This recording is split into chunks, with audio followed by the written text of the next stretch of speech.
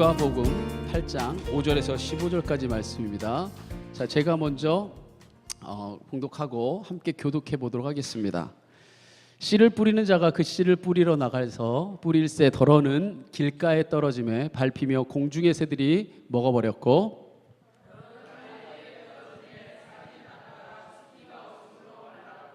덜어는 가시떨기 속에 떨어짐에 가시가 함께 자라서 기운을 막았고,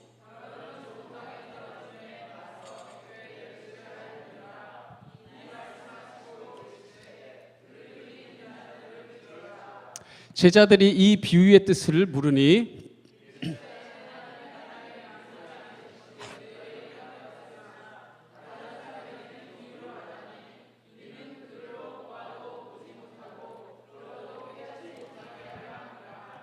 이 비유는 이러하니라. 씨는 하나님의 말씀이요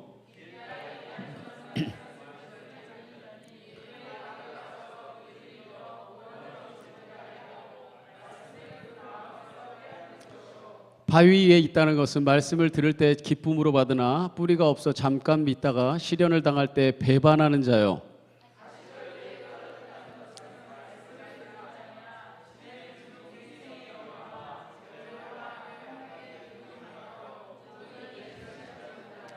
자, 함께 고백합니다. 좋은 땅에 있다는 것은 착하고 좋은 마음으로 말씀을 듣고 지키어 인내로 결실하는 자니라. 아멘. 할렐루야. 오늘 이 시간에 한번 말씀의 제목을 같이 고백합시다. 다 같이 시작. 풍성한 무엇을요? 열매를 맺는 비결. 이 시간에 풍성한 열매를 맺는 비결이라는 제목을 가지고 말씀의 은혜 나누겠습니다. 제가 개회 예배 시간에 여러분과 말씀을 나눴는데, 여러분은 아까 먼 길을 오다가 또 운전도 하고 막 국수도 막 먹고 막 이렇게 막 오다 보니까 졸리기도 할 수도 있고 또 때로는 좀 집중도 못 할 수도 있는데, 여러분은 여러분이고 저는 아까 개회 예배 때 그 포인트 말씀이 저한테는 되게 도전이었습니다. 예수님이 이 땅에 온 것은 우리가 분명히 봤잖아요. 요한복음 10장 7절에서 10절에 봤지만, 예수님이 온 것은 양으로 뭘 얻게 하고, 이거는 제가 늘 알았다는 거예요. 이걸 전하니까 목회자가 됐고, 이걸 전하는 게 의미 있는 인생이라고 생각해서 제가 이 길을 걸어가기로 결단했던 겁니다. 그런데 저는 그 다음에 세계에 대해서는 그렇게 깊이 생각해 보지도 못했고, 제가 그 말씀을 보게 되면서 다시 만났을 때 가슴이 뛰었어요. 저는 지금까지 양으로 생명을 얻게 하고 이 사명에 충실하는 게 목회자라 생각했는데 아니었어요. 양으로 생명을 얻게 하고 더 풍성히 누리게 하려고, 얻게 하려고 내가 왔다 얘기했어요. 때로는요, 얼마나 많은 목회자들이 양들의 생명을 빼앗아 먹고 더 풍성히 못 누리게 때로는 만들 수도 있잖아요, 제가요. 그죠? 근데 예수님이 오신 목적 자체가 양들에게 생명 주는 것뿐 아니라 더 풍성히 주려고 오셨다. 저는 이 말이 굉장히 되게 중요한 포인트가 됐습니다. 여러분, 이제 우리 좋은 만남 교회 이제 한 해를 향해 가는데, 우리가 쌓고 있는 기초석들은요, 이제 앞으로 우리가 가야 될 비전들이에요. 이렇게 감격이 없지? 여러분이 그 기초석인데, 머릿돌이라는데 이렇게 감격이 없지? 할렐루야. 여러분들이 그 머릿돌이 되어서 이 기초를 쌓을 건데, 우리는 이제 우리 교회는 생명을 얻게 하는 데만 목적이 않는 게 아니라 더 풍성히 누리는 거, 더 풍성히 얻게 하는 것에 우리 예수님의 그 부르심 따라서 걸어가고자 하는 겁니다. 자, 그렇다면 첫 번째 우리 그러한 목적을 가지고 말씀을 볼 때에 그럼 풍성한 열매를 맺는 비결이 뭐냐? 본문은 우리가 너무나 잘 알고 있는데, 제가 아직도 기억납니다. 막 수요 예배 때 가면요, 우리 전도사님들이 자, 어디에 씨가 뿌려졌지? 저요, 길가요. 막 저요, 어디에 돌짝밭이요. 막 이러면 그래 잘했다 칭찬받으면 막 좋아가지고 막 별로 어렵지도 않잖아요. 길가, 돌짝밭, 가시덤불, 옥토, 좋은 땅, 그죠? 그래서 이걸 어렸을 때부터 설교 많이 들었습니다. 여러분도 다 아시는 비유죠, 그죠? 보통 씨 뿌리는 비유라는 말씀으로 우리가 많이 들었던 말씀입니다. 자, 씨를 뿌리러 사람이 나갔는데, 지금 신앙을 가진 지 얼마 안 된 분도 있으니까 제가 잠시 설명드리면, 어떤 농부가 씨를 뿌리러 나갔는데 그 씨를 뿌릴 새 덜어는 어디에? 길가에, 덜어는 돌짝밭에, 덜어는 가시덤불 속에, 덜어는 좋은 땅에 뿌려졌다는 겁니다. 자, 이렇게 각각 다른 장소에 뿌려진 이 씨는 똑같았지만 결과는 달랐습니다. 결과는 아주 판이하게 달랐는데, 자, 그렇다면 여기서 씨는 뭐고 그 각각 길가, 돌짝밭, 가시덤불, 또 좋은 땅이라는 건 뭐냐? 자, 우리가 본질적으로 이게 무엇을 의미하는지를 알려면 거기서 비유하고 있는 그 두 가지의 핵심적인 단어가 뭘 의미하는지를 알아야 되잖아요. 그죠? 첫 번째, 예수님이요, 이 누가복음 우리가 봉독했던 이 말씀 속에서 이미 그 씨가 뭔지는 예수님이 풀어서 설명해 줬습니다. 뭐라고 예수님이 말하냐면요, 이 비유는 이러하니라 라고 비유를 먼저 말씀하시고 설명해 주시면서 서두에 이 씨는 뭐다? 하나님의 말씀을 의미한다고 말해줍니다. 그러니까 예수님이 비유를 말해주고, 비유는 어떤 것에 대한 비유를 들어서 설명하는 거라서 그 의미를 진정 모르기 때문에 예수님이 친히, 다른 비유들은 직접 설명한 것들이 거의 없어요. 근데 이 비유만은 예수님이 하나하나 세세하게 중요하니까 정확하게 해석해 주십니다. 근데 먼저 씨에 대해서 말씀해 주시기를, 이 씨는 바로 하나님의 말씀이라는 겁니다. 자, 그러면 씨가 하나님의 말씀이라면 씨가 뿌려진 장소는 뭔가? 자, 어디 아까 뿌려졌어요? 길가, 돌짝밭, 가시덤불, 좋은 땅. 여러분이 다 알 거라고 믿지만 모르는 분들을 위해서 제가 가르쳐 드리는 거예요. 좀 따라해 보세요. 자, 어디? 길가. 아까 레크레이션 할 때 보니까 뭐 이러면서 막 다 컨닝 하시더라고. 알 것 같은데 하나 모르시더라고. 자, 길가, 그 다음에 여기는, 벌써 이쪽으로 가도 헷갈리잖아요. 좋은 땅, 길가. 자, 길가, 돌짝밭, 가시덤불, 좋은 땅이었어요. 자, 그렇다면 씨는 하나님의 말씀이라면 이 각기 다른 장소는 뭐냐? 예수님이 비유하시면서 설명하기를, 이건 사람의 마음이다. 그러니까 이거를 은유적으로 표현하면 사람의 마음밭이다. 이게 바로 사람의 뭐라는 겁니까? 중심이라는 겁니다. 길에서 씨를 뿌리는 게 진짜 씨를 뿌리는 게 아니라 비유죠. 그러니까 하나님의 말씀의 씨가 사람의 마음밭에 뿌려지는데, 어떤 사람은 뭐와 같은 마음밭이고 길가, 어떤 사람은 돌짝밭, 어떤 사람은 가시덤불, 어떤 사람은 좋은 땅 같다는 겁니다. 자, 그러면 하나님의 말씀의 씨가 길가 같은 마음밭에 떨어지자 어떻게 됩니까? 이렇게 됩니다. 씨를 뿌리는 자가 그 씨를 뿌리러 나가서 뿌릴새 더러는 길가에 떨어짐에, 떨어지자마자 그 말씀이 이미 뭐 해버리고? 밟혀버리고 공중의 새들이 와서 먹어버렸다는 겁니다. 자, 그렇다면 이 비유가 의미하는 바가 뭐냐? 예수님이 다 말해주셨어요. 이 비유가 의미하는 바는 이거다, 예수님이 말해주는데, 길가에 있다는 것은 말씀을 들은 자니 이에 마귀가 가서 그들이 믿어 구원을 얻지 못하게 하려고 그 말씀을 마음에게서 뭐 하는 거다? 아까 새들이 와서 먹어버렸다고 하는 것은 사탄이 빼앗아서 가져가 버렸다는 겁니다. 자, 보세요. 길가에 있었다고 하는 거는요, 자, 하나님의 말씀의 씨라고 그랬죠. 씨가 뿌려질 때 길가에 있었다는 건요, 말씀을 안 들었다는 얘기가 아니에요. 그러니까 여기에서 말씀을 똑같이 들어도 어떤 사람은 길가입니다. 왜냐하면 말씀의 씨가 뿌려진 거니까 안 들은 사람이 아니에요. 이 얘기는 뭐냐? 세상 사람이 아니라 크리스찬이라는 거예요. 자, 크리스찬 중에도 길가 같은 마음을 가진 사람이 있어요. 말씀을 뭐 한 자니? 들었어요. 들었는데 마귀가 와서 그들이 믿어 구원 얻지 못하게 하려고 그 말씀의 씨앗을 뺏어와 버립니다. 그들의 심령의 말씀이 박히기도 전에 마귀가 이미 그 말씀을 빼앗아가 버렸기 때문에 생명을 얻게 하고 더 풍성히 얻게 하는 삶으로 못 들어가는 거예요. 자, 그렇다면 사단이 빼앗아가 버린 말씀의 씨앗의 코어, 핵심이 뭐냐? 뭘 빼앗아가 버린 거냐? 사실 우리가 이 구절을 읽을 때 그냥 읽지만 예수님이 그 말씀이 어떤 씨앗이었는지도 말해줍니다. 뭐라고 말해줬냐면요, 이렇게 말해줬어요. 자, 길가에 있다는 것은 말씀을 들은 자니, 들었는데 이에 마귀가 가서 그들이 뭐해서? 믿어서 뭘 얻게 하려고? 구원을 얻지 못하게 하려고 말씀의 씨앗을 빼앗아서 붙대요. 그러면 그 말씀의 씨가 뭡니까? 들어서 믿어서 구원 얻게 하는 말씀이에요. 아까 뭐라고 그랬어요? 예수님이 이 땅에 온 것은 양으로 생명을 얻게 하려고 왔는데 그 말씀의 씨를 뿌렸더니 그 말씀의 씨가 우리의 삶 속에 박혀져서 그것이 뿌리 내리고 발화가 돼서 그 자라서 열매 맺는 게 아니라 양으로 생명을 얻게 하려고 예수님 십자가 기껏 지면서 그 복음의 말씀을 전해놨더니 그 말씀이 구원을 얻지 못하게 하려고 사탄이 와서 그 말씀을 다 빼앗아가 버렸다는 겁니다. 그러니까 이러한 사람에게 구원의 기쁨도 감격도 평안도 영육간에 없는 정말 핍절한 삶을 살 수밖에 없는 겁니다. 자, 하나님의 말씀을 들을 때요, 그 중심이 하나님을 향하지 않으면 아무리 듣고 있는 것처럼 보여도 그것이 전혀 듣고 있는 게 아닙니다. 왜냐하면 이미 말씀을 다 뺏어버렸어요. 그래서 말씀 듣는 시간에 여러분이 정말 피곤할 때는 때론 졸 수가 있지만 주구장창 조는 건 절대로 안 됩니다. 그거는 사람의 의지가 아니라 이미 이제는 영적인 싸움에서 져버린 거예요. 들을 생각이 없는 겁니다.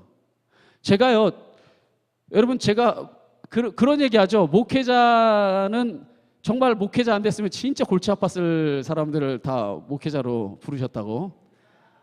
제가 우리 관리하시는 우리 권사님도 계신데 이 수련회 처음 온 게 우리 목사님들, 제가 1월 달에 목회계 왔다고 그랬잖아요.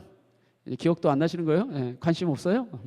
뭐 이 목회계 가러 여기로 그때 왔는데 그 목회자들이 이제 여기 와서 그때 여기를 보게 돼가지고 우리가 같이 여기서 교제를 나누게 됐거든요.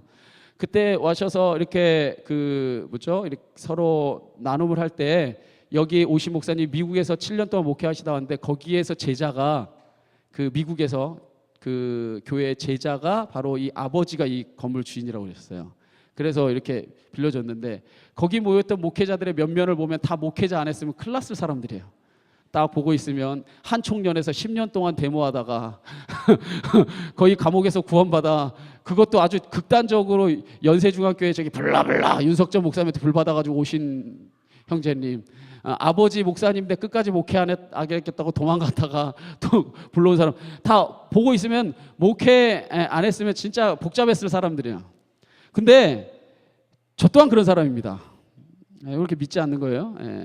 그런 사람이에요. 근데 제가요, 중고등학교 시절에 제가 뭘 진짜 잘했냐면 진짜 잘 졸았어요. 정말 제가 졸아봤기 때문에 좋은 사람의 심정을 잘 압니다.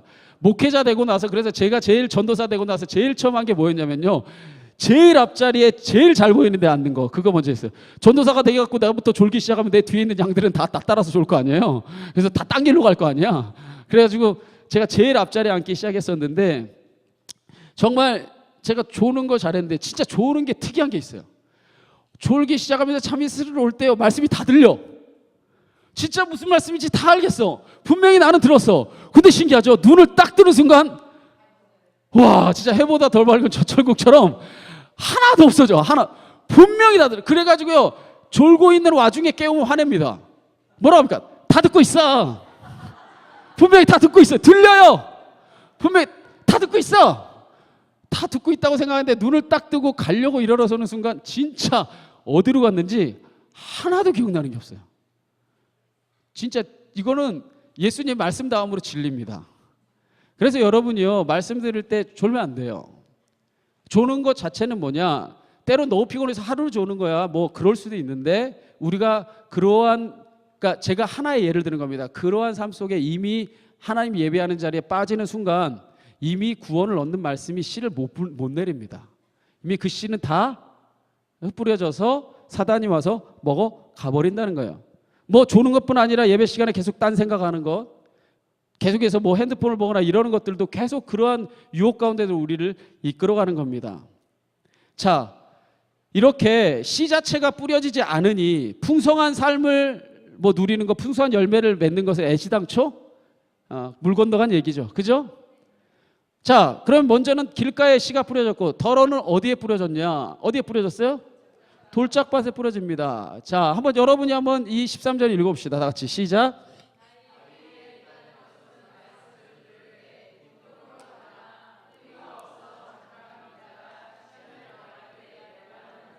자, 더러는 돌밭에 씨가 뿌려졌는데, 돌밭에 썰어진 씨는 싹이 곧 났으나 뿌리가 깊지 못하고 습기가 없어서 말라버립니다. 자, 돌밭과 같은 마음의 영적인 상태를 가진 자는 어떤 사람들이냐? 예수님이 이렇게 말씀하십니다. 자, 돌밭 위에 있다는 것은 말씀을 들을 때는 기쁨으로 받았지만 뭐가 없대요? 뿌리가 없대요. 말씀의 뿌리가 없어서 잠깐은 뭐 하는 것 같지만 믿는 것 같은데 진짜 본질을 드러내야 되는 시련이 딱 오면 말씀보다는 일단은 내 안위, 말씀보다는 사람들의 눈치, 사람들의 체면, 때로는 아주 중요한 순간엔 나는 크리스찬이라는 고백 자체도 하지 않고 돌아서 버린다는 겁니다. 뭐 해버린대요? 배반해 버린대요.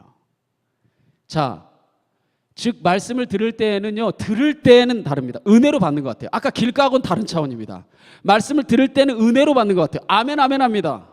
그런데 믿음의 뿌리가 없기 때문에 잘 믿는 듯 하다가도 조금만 어려움 오면 금세 자신의 유익을 따라 배반해버리는 마음을 가진 자들입니다. 여기서요, 우리는요, 다시 한번 믿음의 뿌리가 없다는 말에 주목해야 됩니다.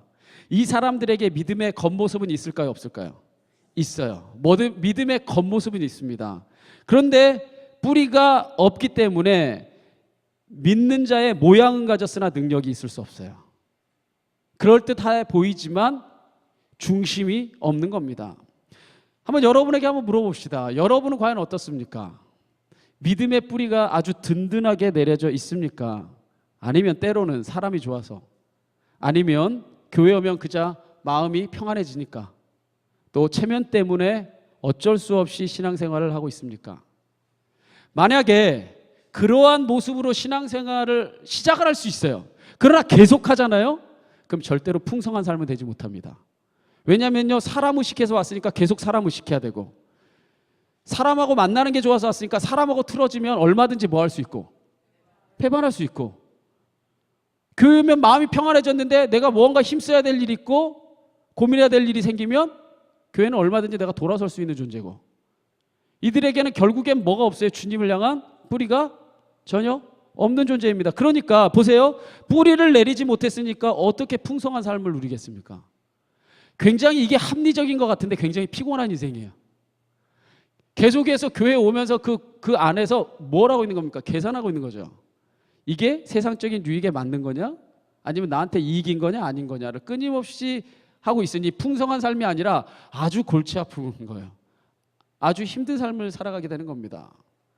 자, 그러면 덜어는 돌짝밭에 떨어지고 덜어는 길가에 떨어졌다면 이제 또 하나 떨어진 밭은 어디냐면요, 바로 어디에 떨어집니까?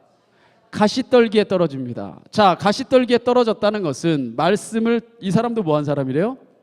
들은 자래요. 그런데 들은 자이나 신앙생활을 하는 중, 지내는 중에 이생의 염려, 재물, 향락의 기운에 막혀 온전히 결실을 못하는 사람이라는 겁니다. 자, 이생의 염려, 정확하게 말하면 물질의 욕심, 세상의 정욕 때문에 믿음의 결실을 마침내 하지는 못합니다. 잘하긴 잘해요. 그런데 결실까지는 하지 못하는 겁니다. 세상 것들로 인해서 하나님과 통하는 기운, 하나님과 통하는 가지가, 하나님과 통하는 진짜 뿌리 내려야 될 그 열매가 맺혀지지 못하는 거죠. 사도 요한이요, 인생의 모든 그 희노애락을 다 겪고 인생의 참 질곡진 삶을 살아가고 거의 100세가 다 되어서 그가 하나님 나라까지 보고 계시록을 쓰면서 그가 마지막에 서신들을 다 정리하는 사람 중에 한 명입니다. 이 요한 사도가 요한 일서에 이 세상의 이 모든 삼라만상의 이치를 통달하고 난 다음에 뭐라고 말했냐면 이렇게 말합니다. 이 말씀과 통하는 겁니다. 이 세상이나 세상에 있는 것들을 뭐하지 말아라. 너네 사랑하지 말아라. 이미 이제 죽을 날이 가까운 요한이 아주 백발이 성성해서 말하는 겁니다. 이 세상이나 세상에 있는 것들 사랑하지 마라. 누구든지 세상을 사랑하면 아버지의 사랑, 다른 말로 말하자면 그 말씀이 그 안에 뭐한 자이다?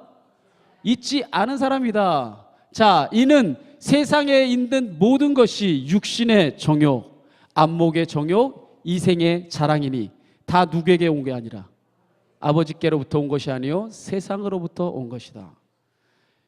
인류 역사상 기독교와 세상 철학을 총망라해서 초기 철학의 토대뿐 아니라 수사학의 토대, 신학의 토대를 낳던 어거스틴이 있어요. 그래서 참회록이라는 책이 있죠. 그 참회록을 쓰면서 이 죄란 무엇인가 이 아주 수사학적으로 논리적으로 이 밝히는 어거스틴이 이 세상에 존재하는 인간의 모든 죄를 딱 이 세 가지 명제 안에 다 정리해 버립니다. 결국 육신의 정욕, 안목의 정욕, 이색의 자랑이 인간이 쫓는 욕망의 모든 근원이라는 거예요. 결국 왜 결실을 못해요? 가시떨기에 떨어졌다는 것은 말씀을 들었어요. 그리고 어느 정도 기쁨으로 들었고 잘하기도 했습니다. 그래서 점점 잘해서 열매를 맺어야 되는 순간에 이생의 염려, 재물, 향락, 세상에 있는 이 모든 것들이 결국에는 그걸 선택할 거냐 하나님의 뜻을 선택할 거냐 결실해야 되는 순간에는 버려버린다는 거예요. 바로 이 세상의 것들로 인해 하나님의 그 은혜 가운데, 그러니까 이러한 사람도 겨우 열매를 맺을까 말까 하다가 맺지 못하니 풍성한 삶과는 거리가 멀게 되겠죠. 자, 그러면 한마디로 이 사람들이 왜 열매를 맺지 못했을까요? 한번 따라해 봅시다. 저는 이 말을 딱 한마디로 요약할 수 있어요. 한번 따라해 봅시다. 주님보다 세상을 더 사랑했기 때문에. 베드로가요, 예수님 배반할 때 예수님 사랑했어요. 근데 베드로가요, 자기 생명이 더 중요했어요. 예수님 사랑합니다. 예수님 사랑하니까 닭이 우니까 인생을 잃은 것처럼 울죠. 그죠? 마음까지 다 떠났더라면 닭 3번 울 때 뭐 하려고 웁니까? 안 그래요? 그런데 베드로가 자기의 생명이 더 중하다 여기니까 예수님을 눈앞에 두고도 3번이나 부인하게 되는 겁니다. 놀라운 사실은 뭔지 아세요? 불과 얼마 지나지 않아 50여일 지나서 이제 베드로가 그가 성령을 받고 난 다음에 어떻게 되냐면요, 여러분 다 말씀 나눴잖아요. 공회 앞에 나가서 이 말씀이 진리인데 죽여라, 내가 어찌 전하지 않을 수 있겠냐. 완전히 바뀌어버립니다.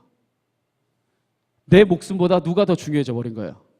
예수님이 더 중요해지는 겁니다. 그러면 근데 오히려 그러니까 한낱 어부가 죽여라 이러는데 세상의 권세자들 다 앉아갖고 벌벌 떨더니 놔주잖아요.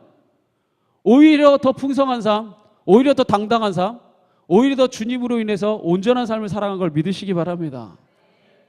바로 주님보다 세상 더 사랑했기 때문에 이 사람들은 결실을 맺지 못하는 겁니다. 자, 그렇다면 마지막으로 이 씨가 어디에 떨어졌습니까? 좋은 땅에 떨어졌어요. 어느 땅? 누가 돼야 될까요? 여러분 되기 원합니다. 한번 그런 마음으로 8절 상반절 한번 읽어봅시다. 시작.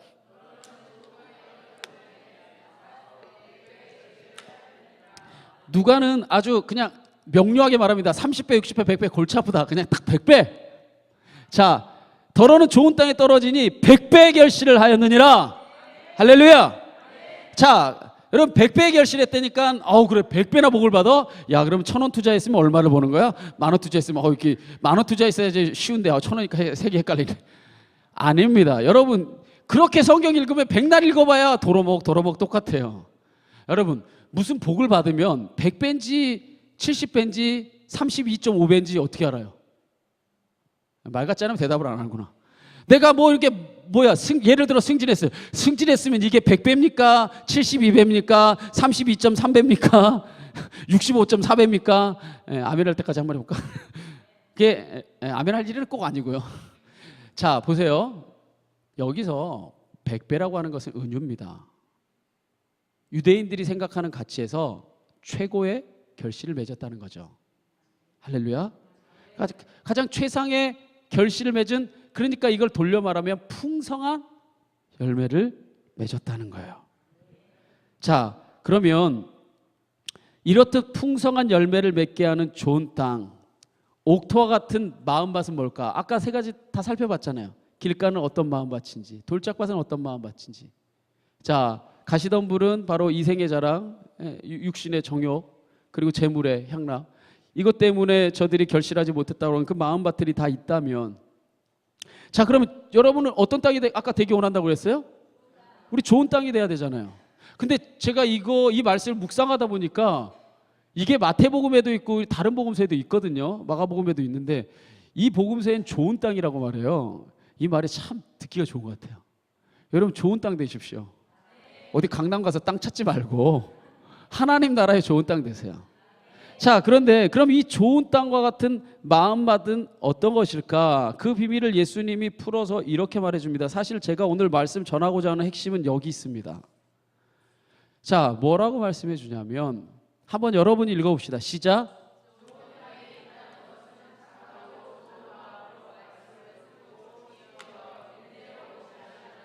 자, 좋은 땅에 있다는 것은 착하고 좋은 마음으로 말씀을 듣고 지켜 인내로 결실하는 자니라.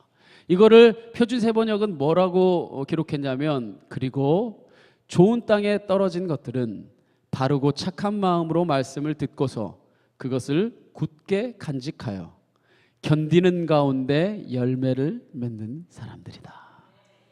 여러분들이 바로 이런 사람들이 되기 원합니다. 이 구절에서 우리 놀라운 영적 비밀이 이 한 구절 안에 진짜 보화와 같은 고백들이 담겨 있습니다. 우리가 이 세상에서 예수님으로 인해 생명을 얻을 뿐 아니라 더 풍성히 얻게 되는 비밀이 여기 있어요. 세 가지의 비밀을 말해주고 있습니다. 첫 번째는 뭐냐면요, 바르고 착한 마음으로 말씀을 듣는 자가 되라는 겁니다. 그래서 15절 상반절에 보면 착하고 좋은 마음으로 말씀을 듣고, 이 좋은 땅과 같은 사람은 세 번역은 바르고 착한 마음으로 말씀을 듣고서라고 말하고 있습니다. 여러분, 우리는 하나님의 말씀의 씨앗을 어떻게 받아들이고 있습니까? 전요, 사실 이 구절 보고 이 말씀을 준비하면서 전 저한테 도전이 됐습니다. 저는 신학을 한 사람입니다. 그것도 제가 공부했던 배경이 참 드라마틱해요. 제가 뭐 오랫동안 성장한 우리 교회는 감리교이긴 하지만 전체적인 신학적인 바운더리는 오순절입니다. 순복음 신학교 같은 배경이에요. 그리고 오순절과 같은 펜타코스타라고 하는 그 배경을 가지고 있어요. 그리고 제가 대학교 가서 신학을 공부하고 또 음악을 공부할 때는 성결대학교니까 서울신학대학교는요, 딱 그 교수님들이 목사님 같습니다. 그러니까 교수님들이 교수님보다는 목사님 같은 느낌이에요. 그리고 이분들이 뭔가를 질문을 해도 목사님인데 굉장히 똑똑한 목사님이 답해 주는 것 같습니다. 그러니까 답은 어디서 벗어나지 않냐면 목사님이 얘기해 주는 것에서 크게 벗어나진 않는데 굉장히 논리적으로 교수님이니까 그렇게 대답해 줍니다. 그리고 나서 제가 이제 대학원을 가게 됐더니, 대학원은 제가 아시다시피 감리교 신학대학원이잖아요. 감리교 신학대학원은 제가 처음에 강의실 들어가서 놀랐습니다. 분명히 여기 대학교에서는요, 또 그 전에 어렸을 때부터 신앙생활 할 때는 믿어라부터 얘기했는데 여긴 딱 들어가니까 왜 믿어야 되냐 이렇게 물어봐요. 앞에다가 왜자를 집어넣어요. 처음에 깜짝 놀랐어요. 그냥 믿어야 되는 줄 알았는데 왜? 이걸 물어보는 겁니다. 그런데 제가 공부하면서 느꼈던 건 뭐냐면요, 학자예요, 이분들은. 심지어 어떤 분은요, 일본의 좋은 어떤 그 이론이 나타났다고 그래서 제가 그 수업을 2개나 들었던 이 교수님 굉장히 석학입니다. 이분은 일본에 아예 그 학문을 배우려고 교환 교수로 6개월 동안 가서 일본어를 다 배워가지고 그 학문을 배워갖고 왔어요. 애진간이 똑똑해서는 되지 않을 일이죠. 그리고 나서 제가 이제 박사학위를 받을 때는 클레아몬트라는 데서 받았어요. 이 클레아몬트는 어떤 곳이냐면요, 아주 여러분이 신학적인 어떤 바운더리에서 보면 여기랑 아예 정반대예요. 그 학교에는 링컨 유니버시티라고 해서 한국 사람이 하도 반대해갖고 미국 학교인데 없애버리긴 했지만 이슬람 신학자, 그다음에 유대교 신학, 주디스트, 그다음에 크리스찬 신학자, 그리고 부디스트, 불교 학자들까지 함께 모여서 종교 간의 대화를 하는데요. 그러니까 굉장히 좀 우리가 보자면 리버럴하죠. 제가 제 인생의 신학적인 여정을 말해주려고 한 게 아니라, 이러면서 제가 말씀의 바운더리 똑같은 말씀을 가지고 4가지의 다른 더 많지만 어떤 해석하는 자세나 스펙트럼들을 배울 때, 배우고 제 신학적인 지평이 확장되고 이거저거를 이해하는 건 좋았는데, 저는 이 말씀을 읽다가 마치 진짜 하나님한테 혼나는 것 같았어요. 왜냐하면 제가 어느 순간엔 착한 마음이 아니더라고요. 말씀 들을 때 딱 TV 틀으면 저도 여정에 공부를 했으니까, 이 목사님은 이 논리가 틀렸네, 이 말씀에서는 이 부분의 해석이 아닌데, 제가 그리고 보니까 저는 말씀을 전하지 제가 은혜 받는 게 아니더라고요. 교만한 거죠. 제가 더 많이 아는 것 같고 그 해석은 맞지 않는 것 같고, 그러고 나면은요, 저 사람은 머리 넘긴 게 재수없게 넘기죠. 이렇게 하다 보면 제가 진짜 바른 마음인가? 아니, 진짜 착한 마음인가? 내가 먼저 소스라치게 놀라게 되는 거였어요. 근데 여러분, 그게 저만의 이야기일까요? 어쩌면?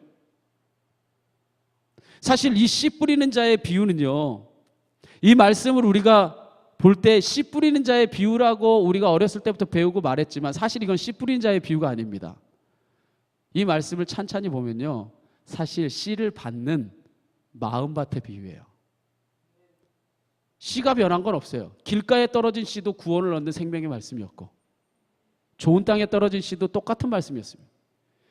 씨가 다른 게 아니라 그 씨를 받는 마음 자체가 좋은 땅이면 풍성한 결실을 맺는 거예요. 할렐루야. 그런데 우리가 때로는 이 시대 말씀의 홍수의 시대라고 말하는 이때에 하나님의 말씀을, 정말 구원을 얻는 이 씨앗의 말씀을 우리가 들을 때 정말 어떤 사람들은 탁월하게 성경을 해석해 주는 사람도 있고, 어떤 사람은 원어적인 의미를 더 깊이 이야기해서 정말 더 가깝게 진리를 얘기해 주는 사람도 있고 많을 겁니다. 근데 사실 그건 본질이 아니에요. 진짜 중요한 건 뭐냐면 어떻게 받느냐는 거예요. 내가 이 말씀에 내가 먼저 회개하면서 내가 생각했던 건 뭐냐면, 제가 우리가 사도행전 말씀을 계속 나눴잖아요. 생각해보니까 사도행전을 전할 때, 그 사도행전 현장에서 예수님의 말씀을 전할 때 신학이 없었어요. 신학이 뭔지도 몰라. 보세요. 종교개혁이 일어났을 때 그 종교개혁 불길 앞에 섰던 그 백성들은요, 성경 한번 제대로 못 읽었던 사람들이에요. 우리나라를 볼까요? 평양의 원산에서, 또 원산의 평양에서 대부흥이 일어날 때 우리나라의 초창기에요, 우리나라 성경책 없었어요. 쪽복음 하나, 요한복음서 하나. 성경 그것조차도 다 읽지 못해서 한자랑 섞여 있는 그 말씀 누군가 해석해 주자면 다 알지도 못하는 그 말씀 듣고도 하나님의 말씀 앞에 회개하고 무릎 꿇고 그 말씀이 진림을 믿으니까 이 땅에 진짜 복음이 심겨지지 않을 거라고 다 부정하고 다 믿지 못했을 때 엄청난 역사가 일어났어요.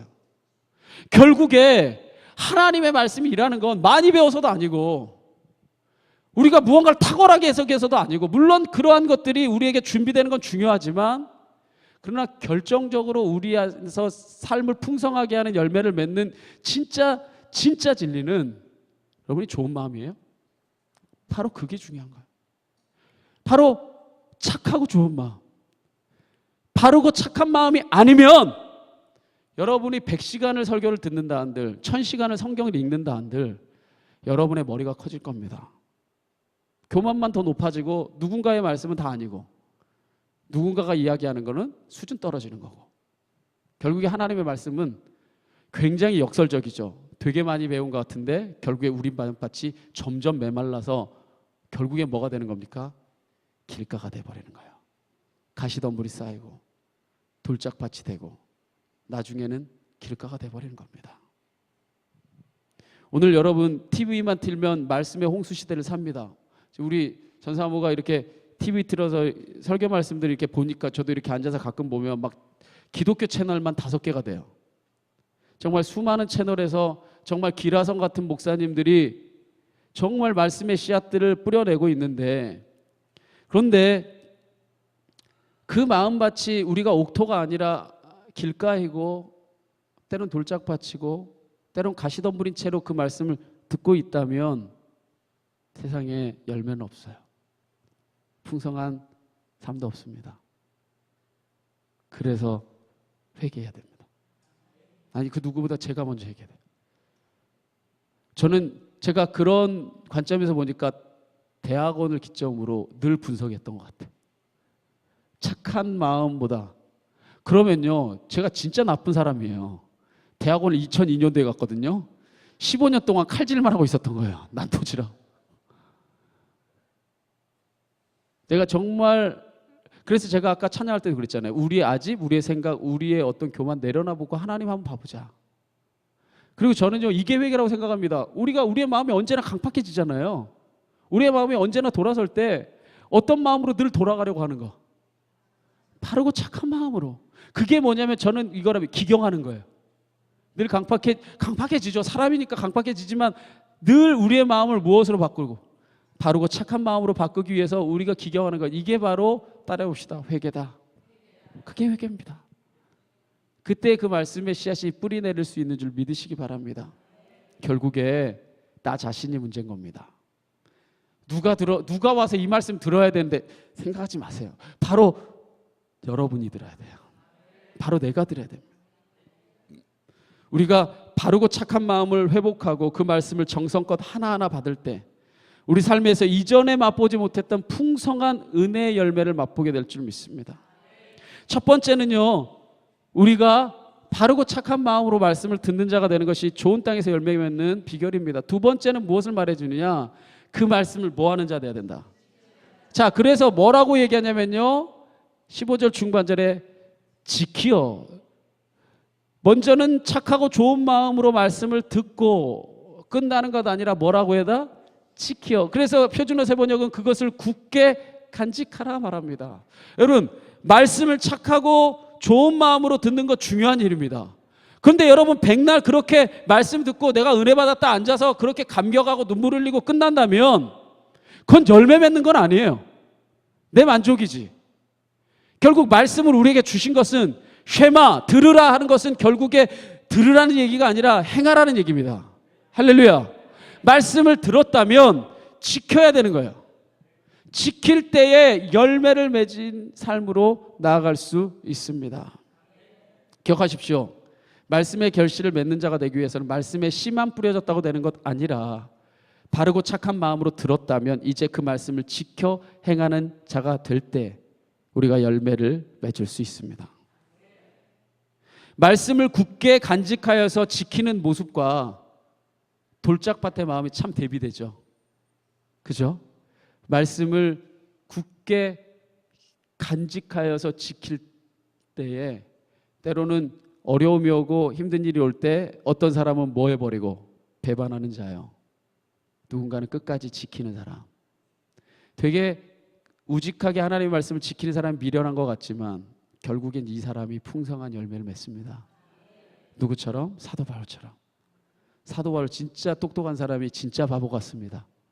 예루살렘으로 가면 분명히 죽는다는 걸 성령이 이미 다 말해줬고 심지어 에베소에 있는 장로들에게 다 말해줘갖고 그들이 드로아에 와서 말립니다. 사도 바울 선생님 가지 마십시오. 가면은 바로 그곳에서 환난과 핍박이 기다리고 있습니다. 그때 사도 바울이 뭐라고 말합니까? 나도 안다.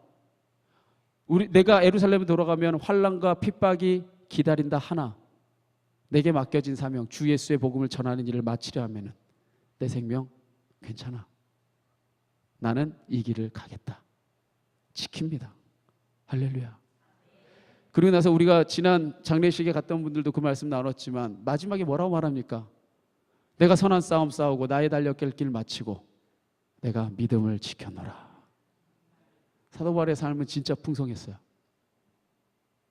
여러분, 사도 바울 같은 삶뿐 아니라요, 좋은 땅과 같은 성도는요, 시련이 닥쳐와도 끝까지 지키는 사람들입니다.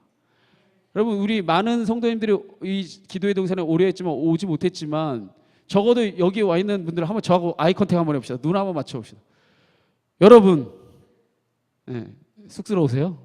여러분, 지킵시다. 시련 온다고 내팽개쳐버리고 어려움 온다고 짓밟아버리면 누가 이 시대에 하나님의 복음의 깃발은 세우겠습니까? 제가 몇 명만 예를 들어볼까요? 요셉을 봅시다. 요셉이요, 형들한테 완전히 다 버림받고 자기가 진짜 의지했던 아버지 야곱과 생면부지 완전히 헤어져서 완전히 다시는 보지 못하는 정말 그러한 자리까지 내몰리고 바로 그곳에서 종으로 팔려가 그가 그곳에서 겨우 인정받았을 때 보디발이 저를 꼬시죠. 요셉님, 요셉님 함께해요.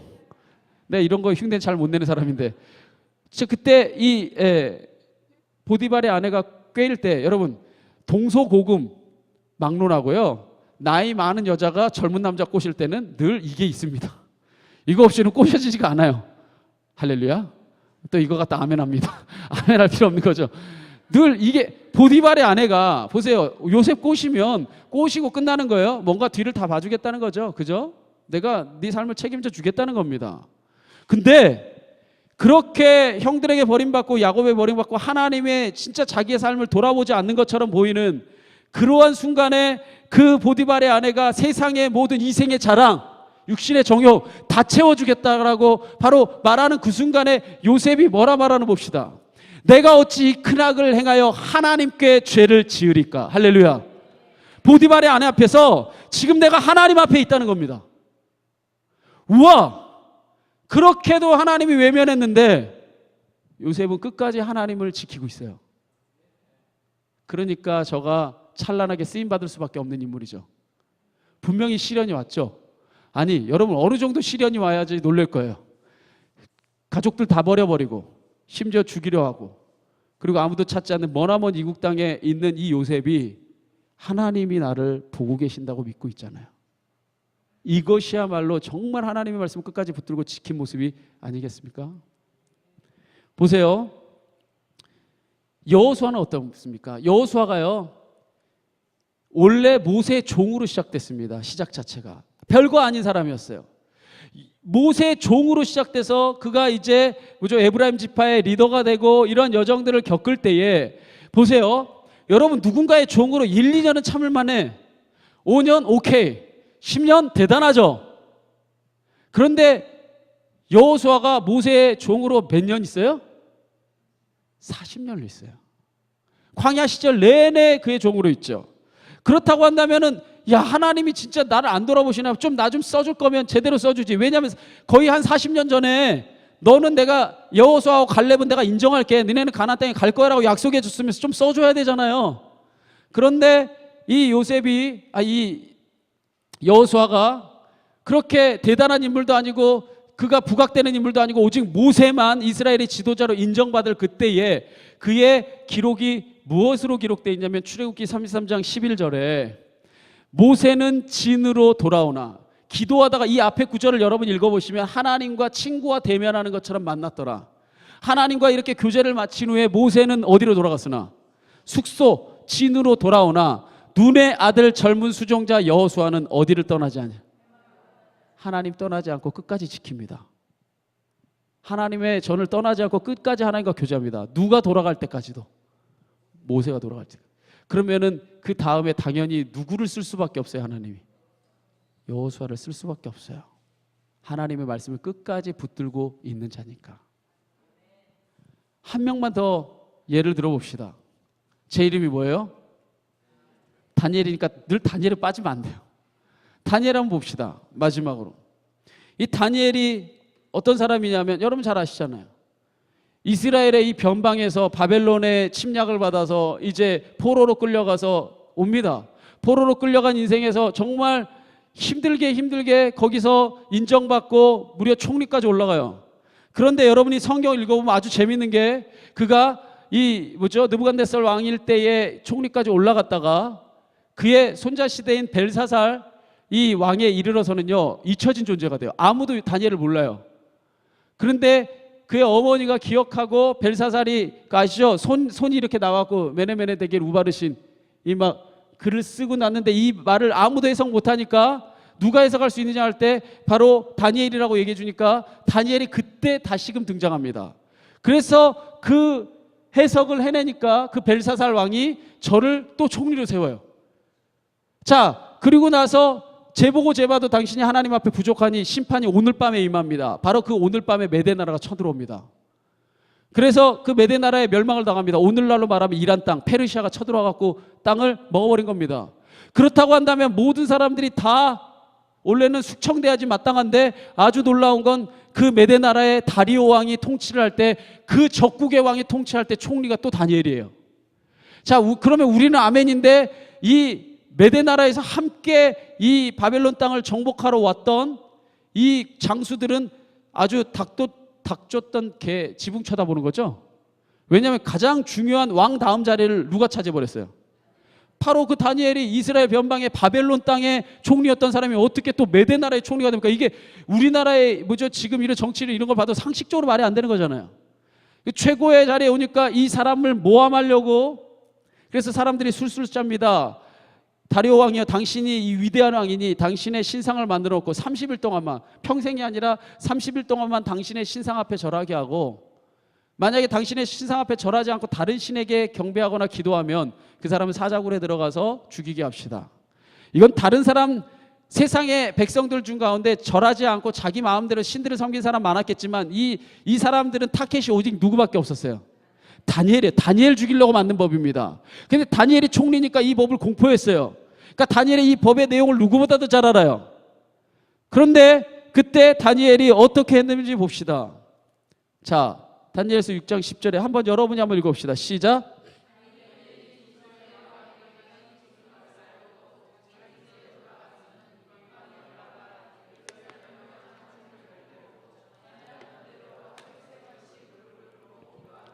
그의 하나님께 뭐 했대요? 감사했대요. 다니엘이 이 조서에 이제 왕의 신상에 절하지 않고 다른 신에게 기도하면 사자굴에 들어가 죽는다고 하는 이 조서에 왕의 도장이 찍힌 것을 알고도 자기 집에 돌아가서는 윗방에 올라가 예루살렘을 향한 창문을 열어놓고 늘 전에 하던 대로 하루 3번씩, 한 번도 아니라 3번씩 무릎을 꿇고 기도하며 오히려 하나님께 감사합니다. 저는 이 구절을 볼 때마다 늘 다니엘의 마음이 생각납니다. 다니엘이 이때는 어떤 마음으로 기도했을까? 다니엘이 이때 기도할 때 시간을 낸 게 아닙니다. 다니엘이 이때 기도할 땐 정성을 들인 게 아니에요. 다니엘이 이때 기도할 때요, 열정 다해서 기도한 게 아닙니다. 다니엘은 목숨 걸고 기도한 거예요. 죽으면 죽겠습니다. 하나님을 향해서 내가 다니엘서 1장 8절에 뜻을 정했던 거 지키겠습니다. 그리고 죽겠습니다.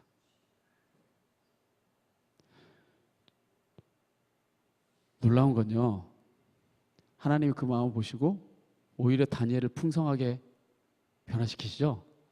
그래서 그 다음 다니엘서 6장의 하반절에 25절부터 보십시오. 다리오 왕이 완전히 변화돼 버립니다. 내 나라에 속한 모든 백성들을 알아라. 이 땅의 신은 오직 하나님 여호와 하나뿐이시다. 모두 다 찬송하라.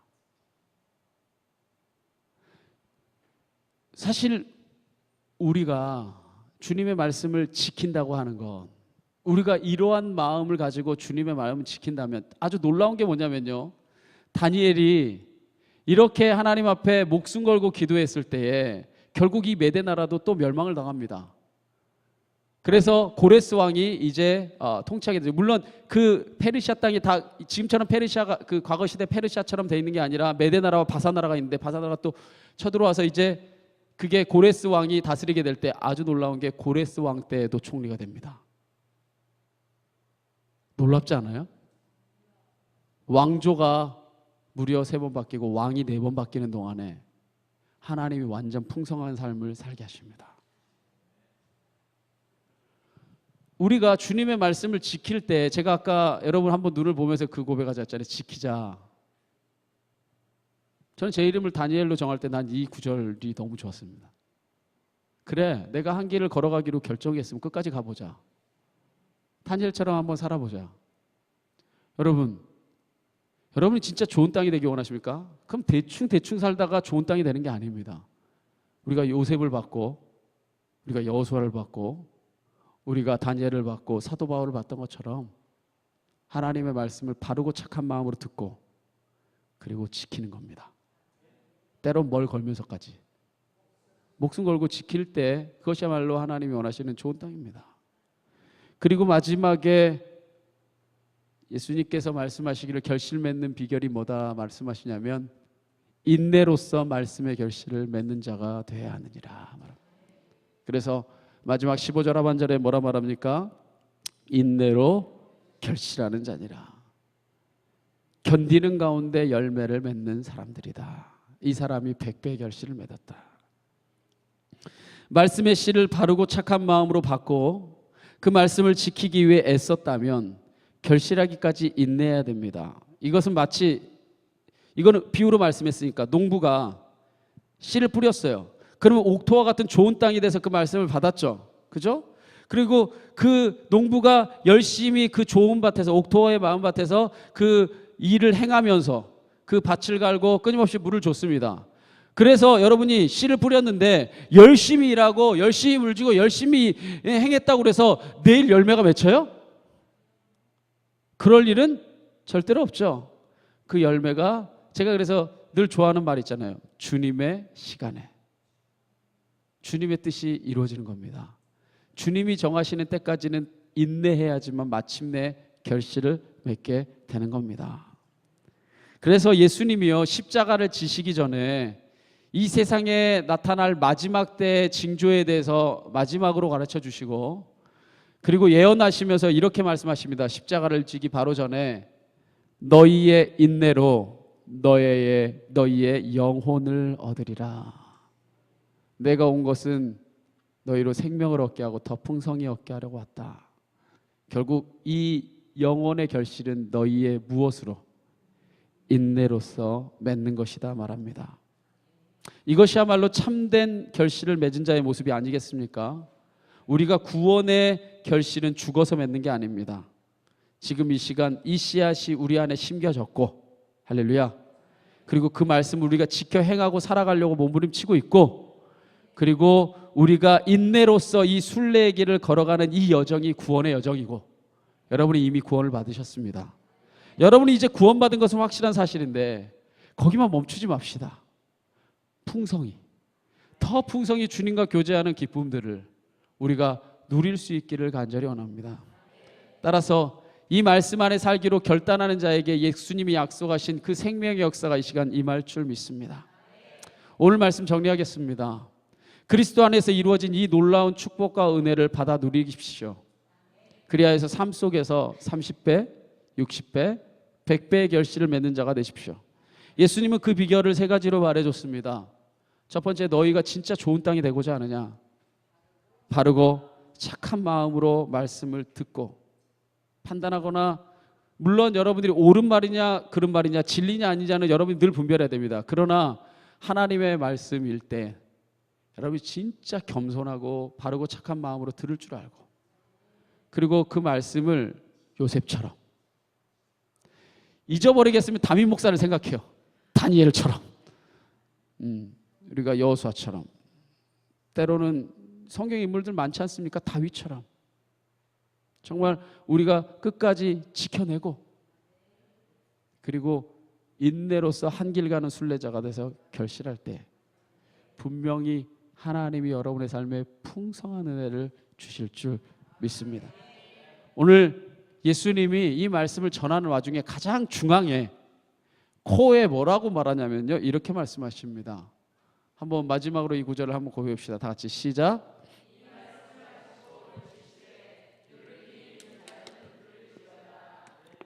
할렐루야.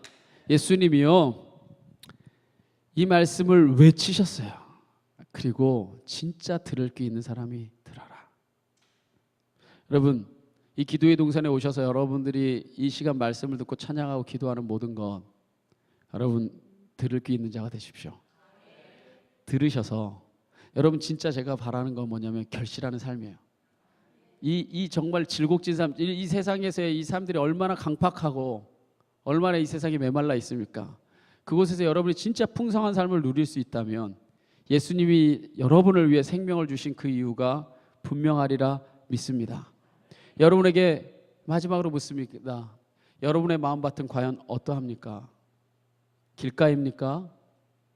아니면 돌짝밭입니까? 그것도 아니면 가시덤불입니까? 아니면 좋은 땅입니까? 하나님은 원래 우리를 에덴과 같은 좋은 땅으로 창조하셨습니다. 우리가 아담과 하와가 하나님과 교제했던 그 바르고 착한 마음을 회복하고, 그리고 그 말씀대로 순종하고 지켜내면서 인내로서 순례자의 길을 걸어갈 때 우리의 삶에는 반드시 열매가 있을 것이고, 그 풍성한 은혜로 인해 여러분의 삶이 더 풍성해지고 더 온전해질 줄 믿습니다. 우리가 이 시간에